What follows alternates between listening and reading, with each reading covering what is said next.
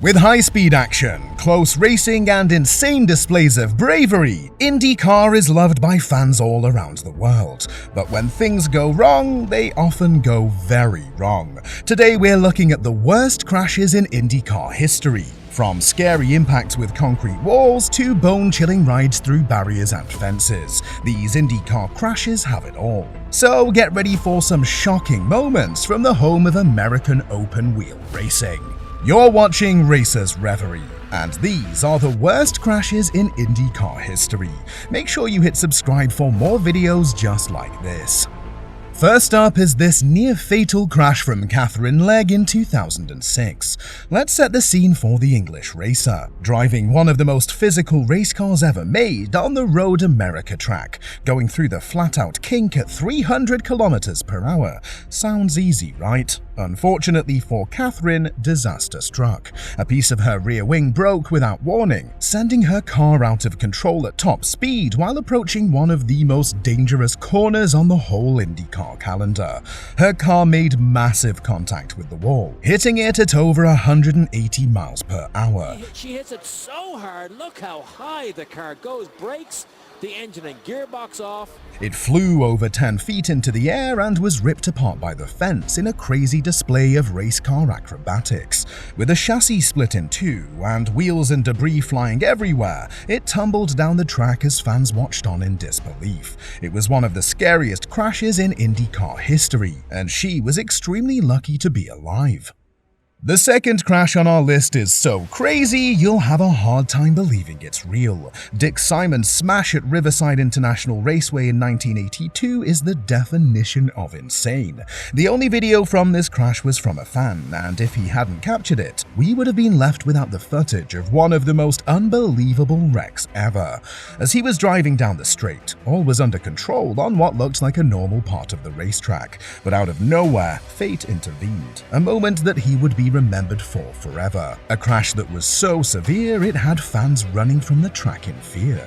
Simon's left rear tire suddenly suffered a puncture, giving his car a mind of its own and sending it straight into the banking on his right at full speed. As his car crashed, it violently went airborne and flipped multiple times in every way possible. It bounced off the banking, and Simon was thrown around inside the cockpit like a ragdoll. The final hit was so hard that it threw him and his car back onto the track and straight into the path of danger. With his car torn up, billowing smoke, and missing more parts than it had left, it was left sitting in a crumpled ball of metal.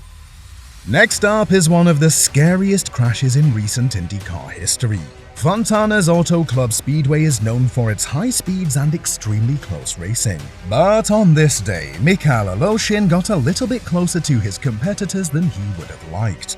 As he was battling side by side with two other cars at 220 miles per hour, he suddenly lost control on the oval's banking.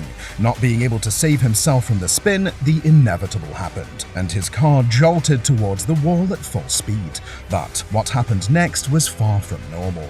He smashed into an oncoming car and hit the wall head first, with the massive impact sending him up into the fence at 200 miles per hour. The car was ripped apart and within an instant was spun violently from end to end 3 times. Oh, we have a huge crash here on the track right now. It looks like Mikhail Aleshin. I'll have to look up who it is. Sparks flew. Parts were torn from the car and smoke clouded his machine. When the nightmare finally ended, his front wheel was still stuck in the fence, and he was left sitting in his wrecked race car in the middle of the track. Next up is the first Indy 500 crash on our list, and it was one of the biggest ever. At the Indianapolis Motor Speedway, drivers maneuver their machinery flat out for 500 miles, tread carefully through traffic, and take extreme risks while overtaking opponents. However, sometimes those risks don't pay off, and Tom Sneva found this out the hard way in 1975. As he was fighting with another car with all his might for a top 5 finish, he was down low on the banking trying to pull off a daring overtake. The drivers got far too close for comfort and came together at 220 miles per hour.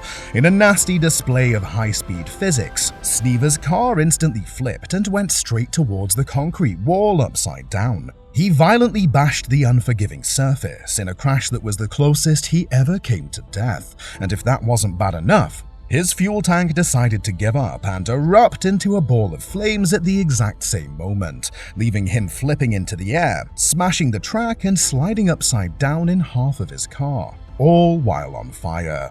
He somehow defied death that day and returned to win the race in 1983.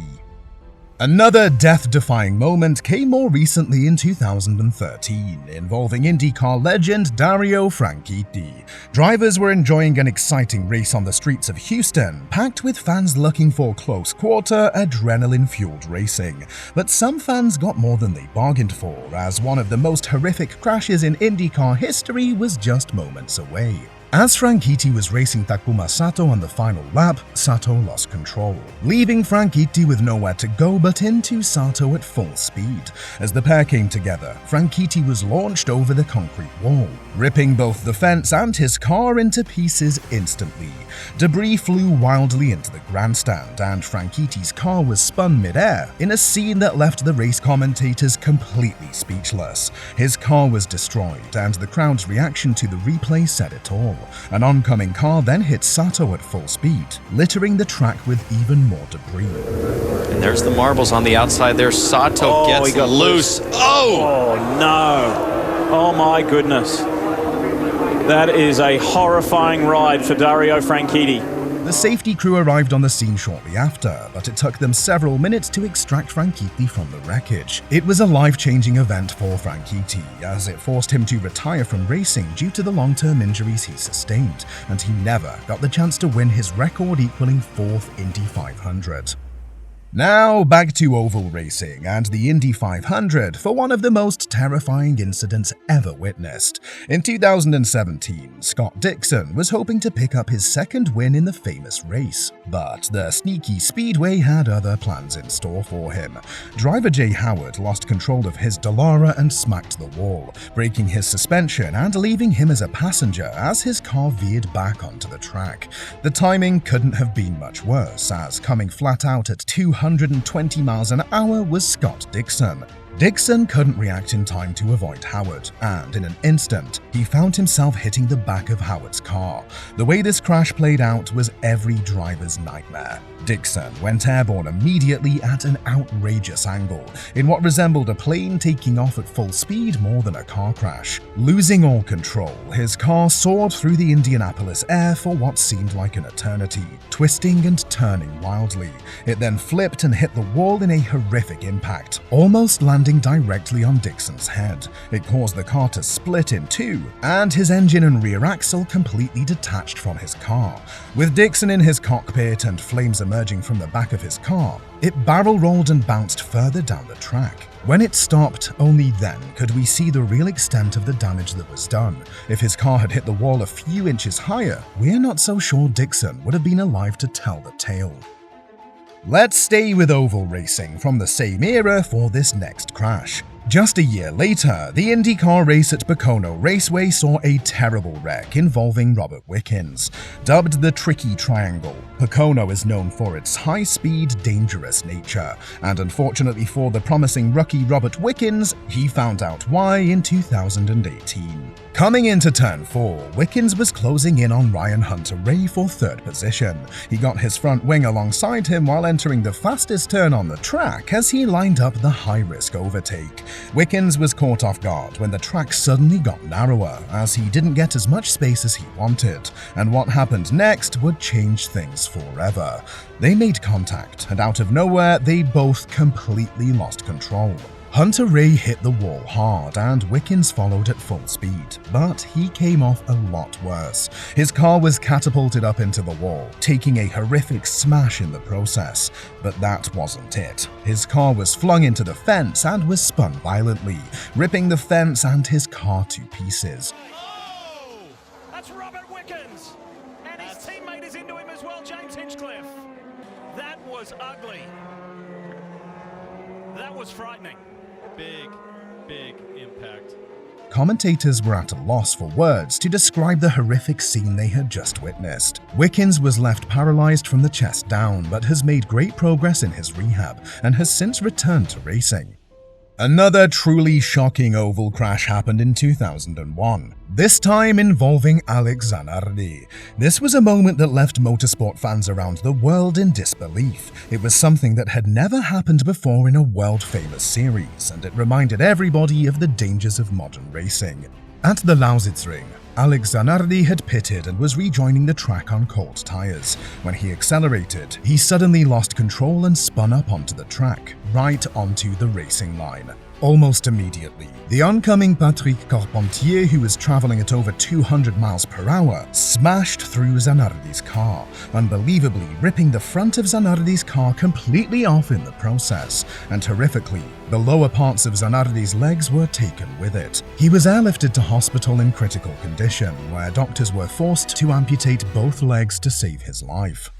Last on our list is a record that driver Kenny Brack was unlucky enough to break. In 2003, he had a crash in Texas that was so devastating that it officially became the biggest crash ever survived by a human being. The Texas Motor Speedway produces racing at over 220 miles per hour, featuring exhilarating side-by-side racing and daring passes.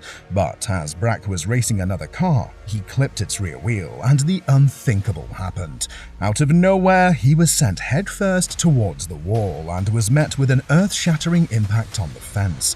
It spun his car in a terrifying fashion and tore off every single piece of bodywork possible. Brack was left as a passenger in the only remaining piece of his car as it bounced, rolled, and spun back onto the track, right into the path of a pack of cars driving at top speed. Oh, big crash!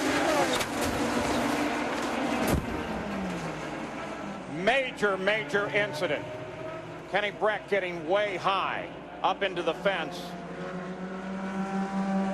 The crash registered an incredible 241 Gs. Somehow he escaped death and was left with multiple broken bones in this crash for the ages. And with that, we have the worst IndyCar crashes of all time.